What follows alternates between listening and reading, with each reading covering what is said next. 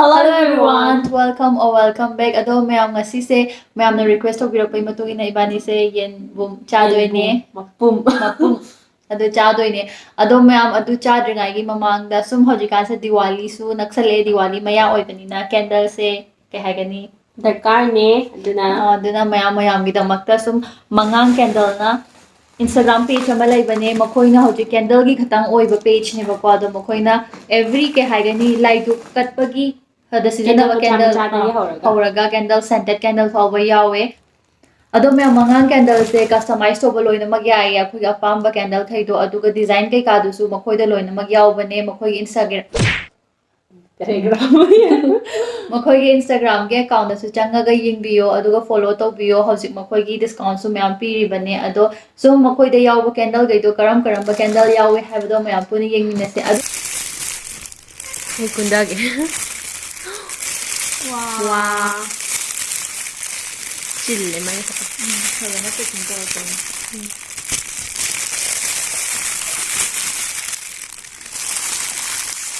thank you gustari wow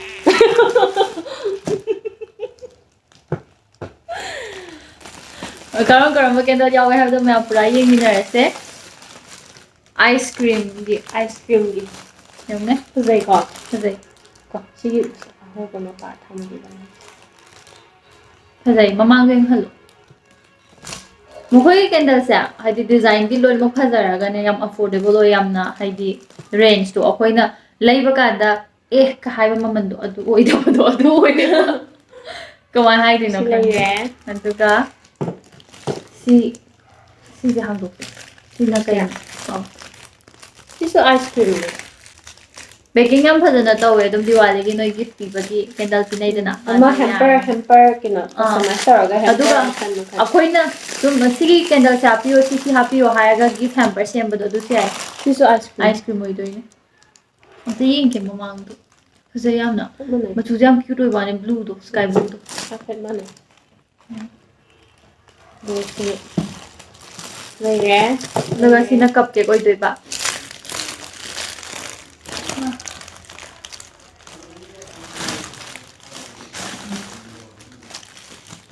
cái gọi đấy bài lý cái đấy ha phải vậy thay này cái bài lý mà mấy mấy đâu anh được mà chui anh được cả anh được ở đây mày làm bài hay cái tàu này video chị cái na star rồi đấy nhỉ bạn lâu thua sẽ đúng lâu thua cái lâu thua cái quoi lâu thua cái gì ngắt my design cha rose top anh được cả khi nào coi na nupa mà gần nupi mà gần adum sijina star aduga me su mangang candle gi se mokoi ge hojik festive season gi oina 10% off oi bane aduga ai gi site tagi la aga di 15% off oi doini ba aduna ai gi code to makha da izaram ge adu sigi code season na biraga adu mokoi dagi leiba kana 15% off oi doini aduga description box da hapcharam ge mayam mokoi da dm to biyo to mokoi dagi leibiyo sisina koi gi thongjin mapanda juri ta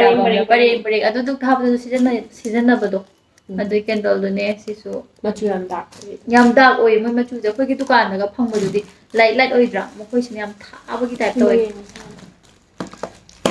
aduga sina ke haini smai na da to bi candle balcony gumba da tak khinyani balcony ga juri ta mo chap mani kai no mana dra khang anti dum sima yam honge bako mayam aduga last but not the least hai tare scented candle amma yaubire adu mayam sigi scented candle gi scent sina rosy romance na haye adu mokoi gi scented candle gi scented kai hagadra mokoi gi scent mayam do adu sida hapcharam ge mayam yaubane ai hangdok charake me adu moi scented candle jam honge hani scented candle adu moi je chamaga something adu maina dum lei ko adum honge na scented da chama hai se aduga manam se yam kalle ba aduga kan ba hai se ko ngawai kan badina ta ba khogi ke hai inna manam chen ba do hai ta oi doi adu oye so ma'am please go and try this mangang candle aduga candle kaisi oh kai ni fazai yamna Do me mangang candle se try to bio and thank you mangang candle for sending all these candles to us. Koi Diwali da mayan thane yarin. Preng preng preng. Aduga affordable oina koina gift kuma pininga gati scented candle gift se koi sum scented candle da semaga dum pi yarina. Hoi aduga scented candle khatang pininga ga su yam hongna ka haini yamna expenditure do yam handrasu ko yam pesa yam thada drasu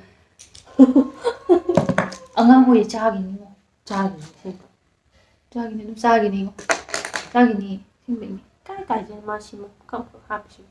candle kanghala happy ni kaino Machu sangira ba candle da. candle siguma candle machu se ado ma'am सिदा लाइजरे मंगांग candle खाइसे अदु सिदा सी खतंग नतबा तो variety ma'am सु मखोगी page ता थाइदी या ma'am ma'am थागल अनि बको अदो येंबियो चंगबियो अदुगा follow सु तो बियो को ma'am Ado si candle se la ira da huzik ti koi yen cha na ba ki तयारी तौरसे yen mapum ahum.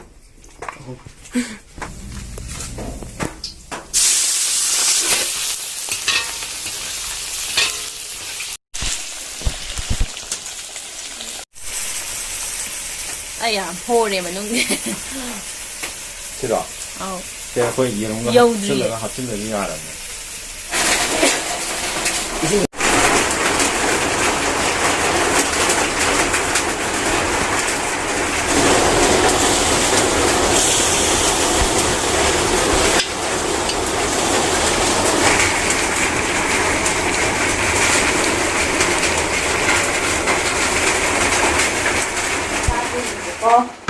Akhoi na achouba phang.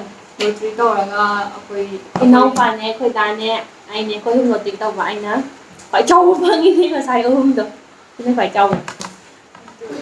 चाक लेरे अदु चाक से तौ जुकादा ममा लो बाबा नि खरा हाना Mama som da dum charan. अदु खरा Baba gi khara khara do do. Phayong kha age. Ayong hai te da ko. Wow, mama. Chaba hurage tu. Cham se. Cham se mahi pot se. Sana bang ngau ni ni. Làm chai ba ni. Làm đó mà. Ama le chama. Nga thùng gì ai nang se. Nga kilo ni. Nga sa nào với ngô ni. Sa ni sa. Hapo sida pa. Makaya mati yan maya. Kan bago mo kan kamera sa iyo. Ya. Eh. Mahi yu hab.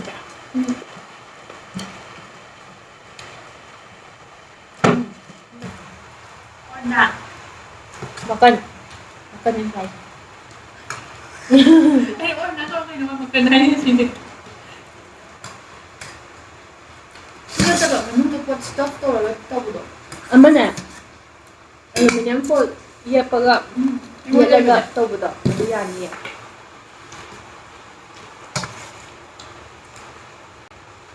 Ha, na.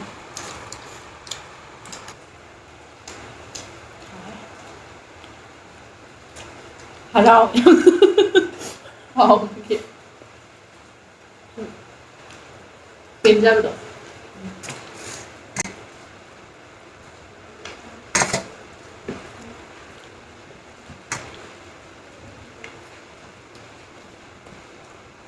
Mun pa mapakan ni.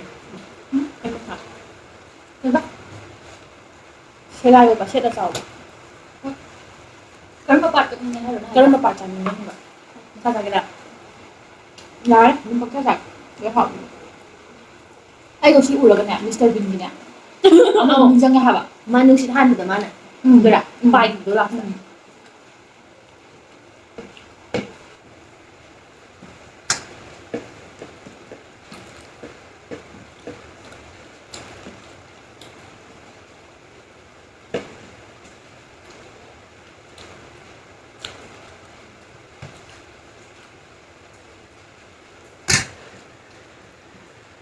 Hindi ako niya. Kaya ako hindi niya. Hindi ko sabi. Không phải rồi thôi. Nó phải sang thì kiếm thêm thằng vật gì hả bạn? ꯍꯣꯏ ꯊꯥꯡꯒꯠꯄꯤꯕꯅ ꯎꯝ ꯉꯁꯤ ꯊꯥꯡꯒꯠꯄꯤ ꯆꯪꯗꯦꯗꯨꯔꯥ ꯅꯪ ꯊꯥꯡꯒꯠꯂꯤꯕꯅ ꯃꯀꯨꯁꯤꯅ ꯃꯀꯨ ꯀꯩꯅꯣ ꯊꯥꯡꯒꯠꯂꯤꯗꯨꯗꯤ ꯄꯨꯛ ꯊꯟꯒꯠꯇ꯭ꯔꯤ ꯍꯥꯏꯕ ꯑꯩꯅ ꯍꯥꯏꯕꯗꯤ ꯑꯩ ꯅꯍꯥꯟ ꯆꯥꯕ ꯊꯥꯡꯒꯠꯄꯤꯁꯤ ꯑꯣꯅꯥ ꯀꯣꯟꯅ ꯄꯤꯖꯒꯦ ꯆꯠꯂꯣ ꯀꯩꯅꯣ ꯁꯤꯕꯣ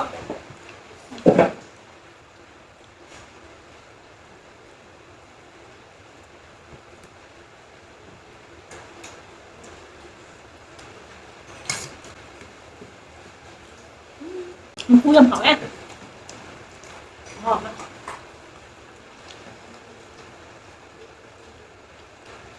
ꯍꯜꯂꯣ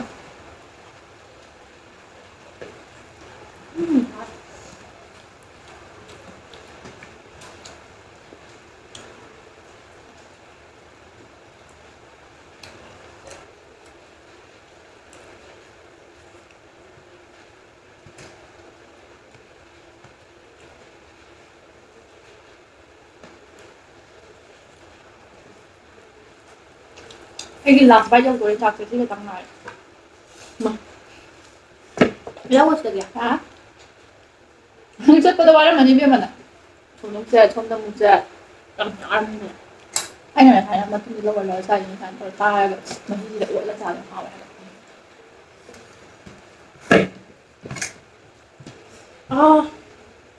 ꯀꯇꯨꯔ ꯊꯥꯡꯅ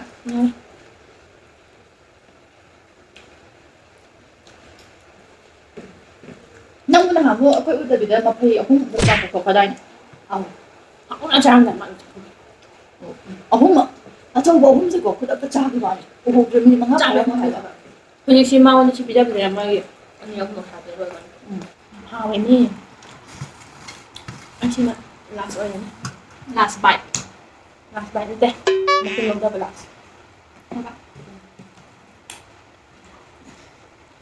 ꯍꯥꯎꯋꯦ ꯃꯐꯩꯅꯦ ꯃꯆꯦꯠ ꯆꯥꯎ ꯅꯪ ꯀꯝꯄꯥꯛꯀꯤ ꯍꯥ ꯌꯥꯔꯦ ꯆꯥꯔꯣꯏ ꯇꯧꯕꯅꯦ ꯆꯥꯁꯜꯂꯤ ꯑꯩꯗꯤ ꯑꯥꯏꯁ ꯀꯣꯜ ꯗ꯭ꯔꯤꯡ ꯑꯗꯨꯗꯤ ꯊꯥ ꯇꯥꯕ ꯃꯁꯥꯒꯤ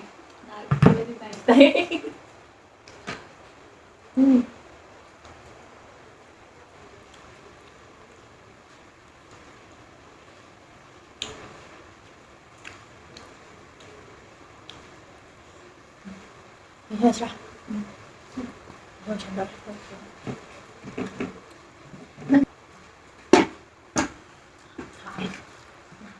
ꯄꯥꯄꯦ ꯇꯥꯔꯕ ꯌꯥꯝ ꯍꯥꯎꯔꯦ ꯑꯗꯨꯗꯤ ꯂꯦꯝꯍꯜꯂꯨꯔꯅꯨ ꯃꯆꯥꯗꯨꯗꯤ ꯂꯦꯝꯍꯜꯂꯨꯔꯅꯨ